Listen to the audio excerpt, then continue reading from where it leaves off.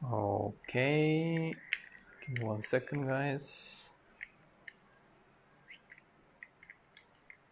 All right, so here we go. Now, hello guys, my name is Juanjo, nice to meet you. Now, today I will teach you about the use of conditionals. El día de hoy te voy a enseñar acerca del uso de los conditionals, de los condicionales, y todo lo voy a hacer en inglés para, pues obviamente porque estamos practicando inglés, ¿no? So don't worry, it's very quick. My explanation will be very, very quick and very, very simple. I want you to practice and to write down your exercises down here below in the comment section, please, okay? Now, the conditionals, remember, it's the use of if. I don't teach in my school, we don't teach with grammar, okay? So this is a little bit of grammar, but I want you to know how to use the if, right? Now, the first conditional that you must know how to use is the conditional zero, okay? Conditional zero, the very specific detail about this conditional is that it's going to be true. It's going to be true 100% of the times. Okay, so for example, an absolute truth is that if I grab my marker and I let it go, if I let go, it will fall down. Why? Because gravity will pull my marker down. So if I drop my marker, it will go down. That's an absolute truth. That will happen 100% of the times. Yes? Now, you can use this in any time or for any time, for any tense. You can use it for the future or for the past or for the present, right? Another example, if today is Thursday, tomorrow it will be Friday. That's an absolute truth. It doesn't matter if you have a different opinion or I have a different opinion, but it's an absolute truth. Yes? Bueno, hasta aquí quiero que me vayan diciendo cuáles son sus dudas acerca de los condicionales. Digo, no las voy a ver en vivo, pero las voy a ir contestando cuando terminemos el video, ¿ok? Entonces, el primer condicional es el condicional 0. Conditional 0, okay? Now, the second conditional is conditional number 1, or first conditional. It's also called first conditional. The first conditional, the specific thing or the specific detail about this first conditional is that it's going to be truth around 50% of the times. For example, if I go to Colombia, I will hug my girlfriend. I'm not completely sure if I will go to Colombia because right now we're on this virus thing, right? So I don't know if this will be truth because I'm not sure. But if I go, this is present. The specific thing is that in this case, you're going to use this verb in present. If I go to Colombia, I will hug my girlfriend. And the second verb, you're going to use it in the future tense, okay? It's in the future tense or in time. In what part of the time we're going to use it? In future, yes? Now, another example could be, for example, I repeat it, for example, twice. Now, if I go to my favorite restaurant, I will order a hamburger. Now, that is not completely possible or completely true because maybe they don't have hamburgers, right? Maybe I will have to eat tacos or maybe I will have to eat spaghetti. But if I go to my favorite restaurant, I will order hamburger. Yes, or I will eat a hamburger. Now, the first conditional, remember, you use if and then the verb in the present tense. Now, the if, it's not specific or it's not necessary that you use it at the beginning of the sentence. It's not completely necessary. Why? You can say, in this case, I will hug my girlfriend if I go to Colombia. You can switch the order of the sentence, right? Now, let's go to the third conditional. Third conditional, which is second conditional. It's a little bit weird or confusing, right? Saying it like this. Now, second conditional, it's truth about 10% of the times, or not really probable, okay, or not, we have a low probability of happening.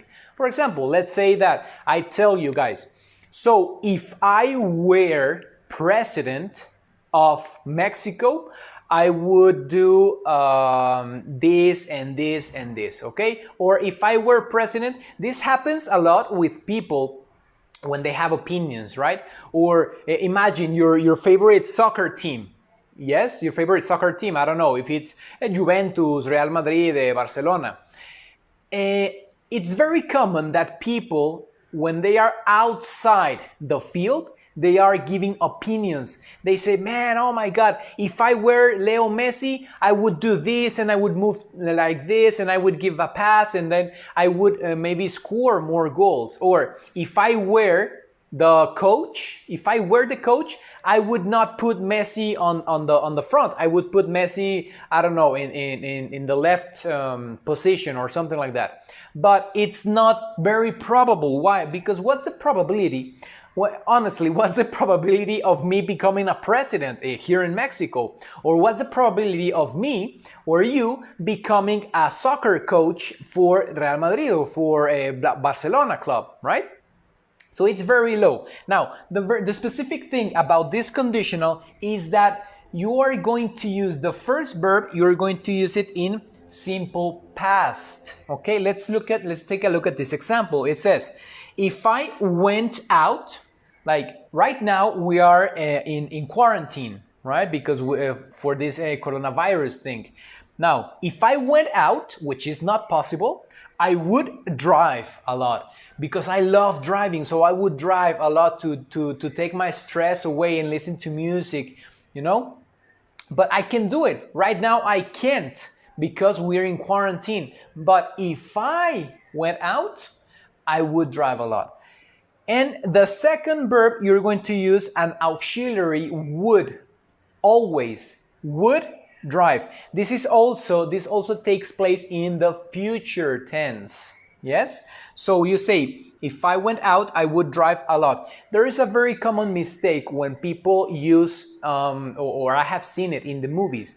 I don't know, people say, if I was a president. That's completely wrong, okay? You cannot say if I was a president because that would take moment in the past and not in a future, not in an imaginative, in imagination future, right? So you say, in this case, when you're using a conditional, when you're imagining something new or something else, you are going to always use if I were. For example, let's say, think of your favorite actor or actress.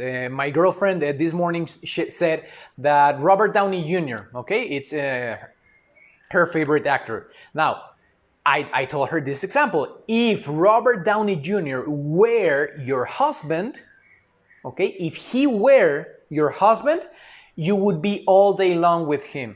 That's an example, right? But you notice that I am using he, if he were, not if he was. If he were your husband, blah, blah, blah. This is the only case where I, he, she, and it is correctly used with were. Okay? So, if I went out, I would drive a lot. This also takes place in the future. This is an imagination. This is for a dream. If I won the lottery, okay? If I won the lottery, I would buy, I don't know, an Aston Martin, or I would buy a lot of clothes. I would travel around the world. If I could travel anywhere, I would go to Iceland, for example. Yes? If I could, or if I traveled somewhere, I would go, blah, blah, blah. Now, let's take a look for the third conditional and the last one. This one is the worst of all. Why? Because it's the conditional of regret. Because it happens in the past. I cannot change the past. So, this is like the worst because it only happens in your mind. It has zero possibility of happening. So, let's say, right now I am 28 years old. So imagine that I go back to when I was 18. 10 years ago. Imagine that I had the opportunity to go to Spain to study. Now, I would say, if I had traveled to Europe, I would have chosen Spain 10 years ago. But it's not possible anymore because time has passed and it's in the past. Yes? If I had traveled to Europe, I would have chosen Spain. Or if I had, let me give you another example. If I had chosen another career, I would be an economist right now. If I had chosen a different career, but it's not possible because I already made my decision. That's why I call this conditional like the regret conditional, right? So let's take a look at this example. The first thing that you need to understand about this example is the first verb right here, it's with past perfect. Remember, past perfect, we use auxiliary had, and the verb is in past participle, right? Now, the second thing that you need to know about this conditional is that the second verb, it's going to be with would, have, and the verb to be in past participle, not in simple past. This is past perfect, but this is would, have, past participle, always, every time. You cannot change it, okay? So, guys, this is it for today. This was a very, very quick class about the conditionals or the use of if, yes? So, let me know, díganme o háganme saber si realmente les sirvió esta clase. No sé, tal vez te gustaría que fuera en español una parte en inglés. Entonces, lo que a ti se te haga más sencillo, ¿ok? Lo que importa es que lo puedas comprender. Esto es mucha gramática, o sea, te voy a confesar algo. Como yo no enseño con gramática, o sea, yo enseño con práctica. Entonces, cuando mi novia me dijo, no, pues, ¿sabes qué? Explícame conditionals. Y yo, ay Dios, ¿qué es eso? Entonces, no sabía, pero lo que sí sabía era usar el if. Sí sé cuándo se usa el if, pero no lo sé con la gramática de los libros. Entonces, yo te sugiero que hagas lo mismo, que aprendas con la práctica, no aprendas con la gramática. La gramática se te va a hacer muy complicada y más si eres un principiante o si apenas estás aprendiendo inglés. Entonces, dime aquí en los comentarios si te gustó, qué le podríamos agregar a este tipo de clases y pues nos vemos en la próxima. Muchísimas gracias. Mi nombre es Juanjo y muchísimas gracias por ver.